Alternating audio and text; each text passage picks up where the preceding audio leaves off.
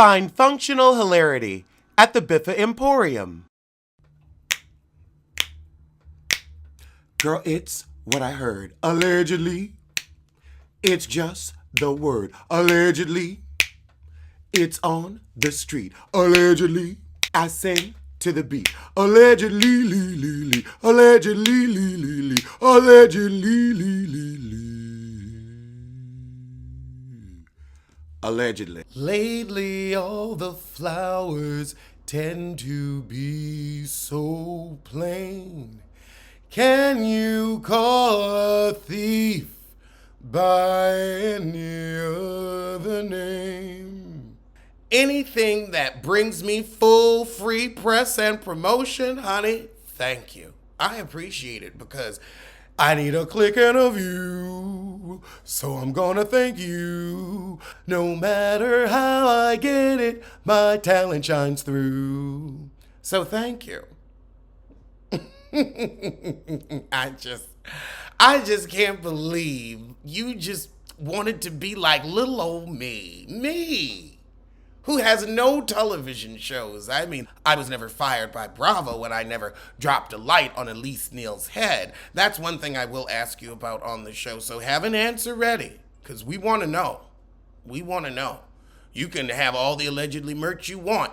When are you going to talk about the light on Elise Neal's head? When? But this does make me think when Kandi Burruss came on House of Aaron and said that you sold the rights to her life story to TV One and tried to get her mama to spill that tea behind her back, well, with behavior like this in front of the face, I wouldn't be surprised if you did that behind the back. But when you have me on, it'll be a great chance for you to explain all of this because we want answers, because we have questions. Yes, we do. Yes, we do. But I'm grateful. I am grateful to have a show that has that kind of impact, to have talent that has that kind of impact. We've been doing the Allegedly, I've been doing the Allegedly show since, January 5th, 2018? Coming up on 5 years. I can't believe it. But let's get to this interview with Hoof Leaks. Hoof Leaks. Okay, so Nene Leakes is walking out like she's on that same stuff she was on during Pillow Talk. She's got that same saunter, a boob about to come out. You can tell when she's induced is what I'll say. I'm getting an induced tea like we got an induced tea at Pillow Talk. I'm not saying she's on drugs, but she looks and acts induced as she looked and acted induced before. I'm just noticing a pattern. Child, he gonna say you're giving me Little Mermaid. Big Moose is giving you Little Mermaid. Ain't nothing little. Ain't nothing little. Those breasts are as big as horseshoe crabs. Ain't nothing little. Ain't nothing little. Is she the queen of reality television since she can barely get a WeTV show? I don't know. I mean, on your biggest interview, you were thinking, how can I throw shade to Alexander Diane Rodgers? You thought of me in this big moment, this big get. I'm on your mind. I hope you don't want no pussy, because you ain't getting none. I only like successful men. Minacue just called Nene and said that she missed her. So Carlos has been with somebody for 18 years who he refers to as his African. Because, he had an African first. I can understand being proud that, oh, my husband's African. That's really cool. We get to have jollof rice. But the way you're saying my African, it just seems disconcerting is the word I'll use. The way he said when Nene asked him, do you have a side piece? The way he said, no, I don't. The way that voice went up, you could hear the lie. You could hear the lie. When the voice goes up, so does the lie. People's voices tend to rise in pitch when they are lying compared to when they are telling the truth. It's at the 2-minute and 50-second mark. No, I don't. He wants kids. For what? Nene's right. You old, you better get started. Carlos, why are you saying pause? Like you're not the bottom in the building. Pause. Please play. Play with your husband. Play with yourself, but stop pausing. I guess Bravo did put you on pause. Actually, they just put you on stop, and then you went to on. So we start the interview with the cheers be to the girls' weekend. Girls, women, crones actually. Young crones, but crones. Because you know what? Crones steal. Now, Carlos, I know you stayed up and watched TV with your grandmama. Nene said she ain't watched since she left, but you sure know the ratings every week and tweet about it. She said the girls are sitting in the house that I built.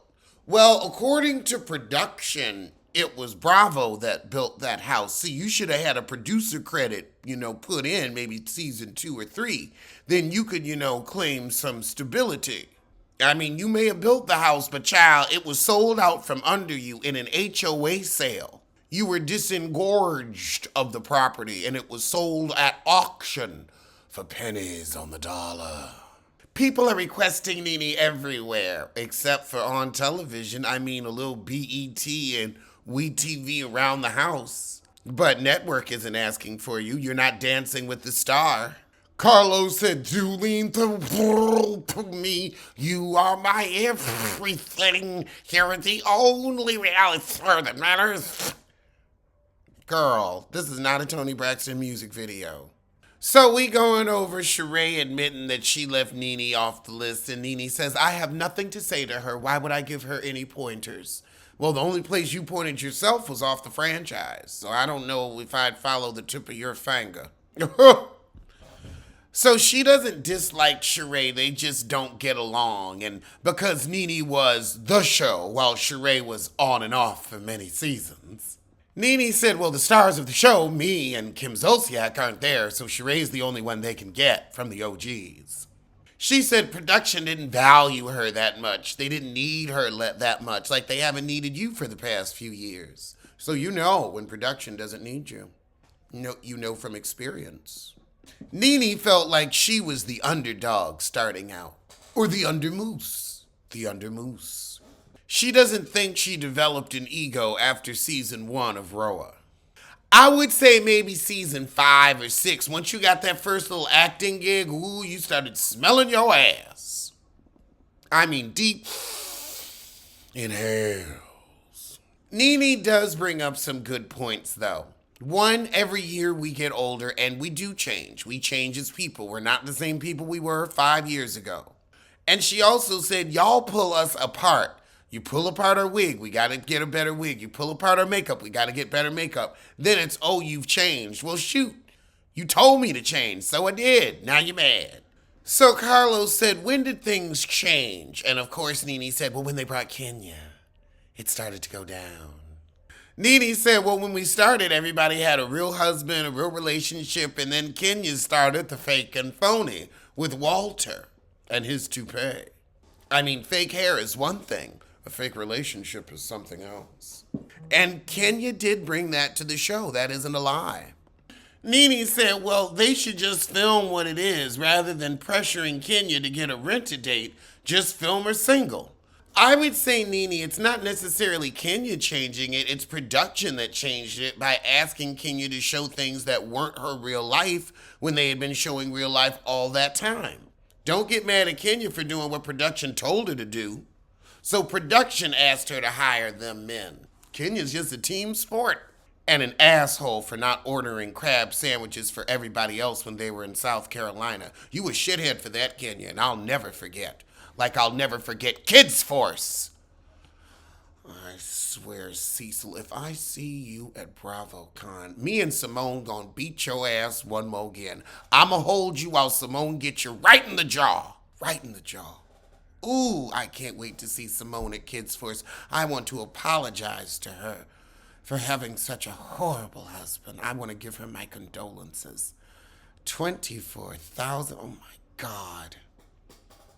I'd have to get my life insurance out of you, and I mean it.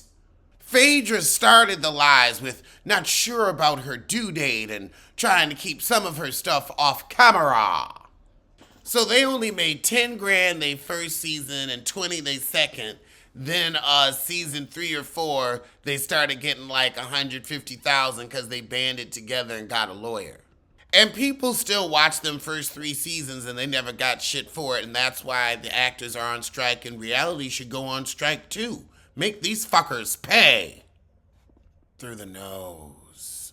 So Nene was told to hang out with Cynthia to bring her in. Nene had never heard of her before. She'd heard of Iman and Beverly Johnson, but she had never heard of Cynthia. Now, Cynthia had been on The Cosby Show, but she had never heard of Cynthia. But Nene never heard of a lot of things. She hadn't heard of bridemaids, plural. She'd only heard of a bridemaid. So I'm not surprised she was uninformed. Especially when we're talking about high fashion. What would Nene know about high fashion or anyone to do with the industry?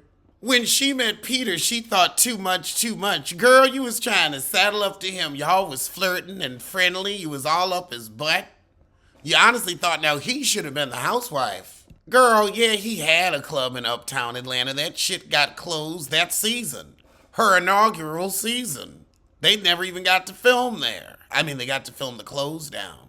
Nene said Cynthia never wanted to show her reading side on camera. She was kicking him out the house, had him sleeping at bar 1. Girl, Cynthia was over that man. Did you think Phaedra was good for the show starting out? No. Nene said, well, people forget we held the door open for other black women ensemble shows. The ensemble is what we represent. Ensemble.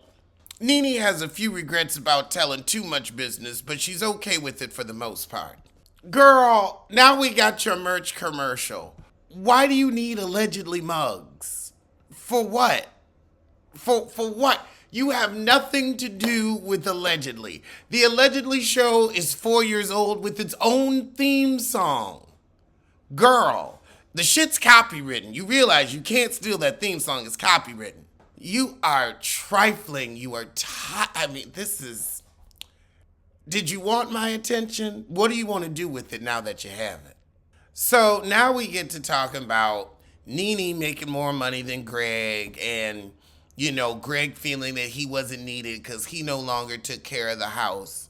What are these men on? You took care of Nene and them kids. One of them wasn't even yours. You really manned up. Now she's making more money. I would be at the mall. Hold my calls. I'll be at the mall. I'm going to run your pockets. Like you ran mine, now I'm going to run yours. Oh, now I don't have to be the strong one. I will rest on your bosoms. I will cry tears of joy on your big bosoms.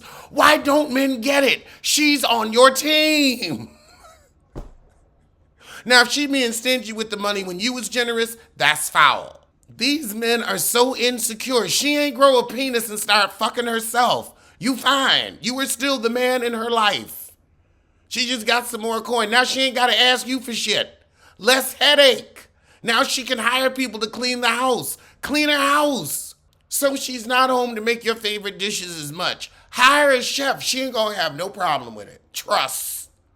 These men don't get it. It's a tag team. Like Tabitha and her husband. He worked hard, now she working hard. And she's like, who would I want to share this with more? This is not an affront to your nut. Or are you now worried that your shit-headed behavior is coming back to bite? Maybe that's what it is. It could be a concern about karma. But if you was just there for your wife, taking care of your family like Greg, child, the second you start making more money, I'ma start spending more money. We gonna enjoy it together. We enjoyed mine together, we gonna enjoy yours together. Please, now we can upgrade the retirement. The retirement. These men are stuck on stupid. Ignorant. Stupid and ignorant. I couldn't imagine. I could not imagine. Did I ask you for shit? Every man wants to feel wanted and needed.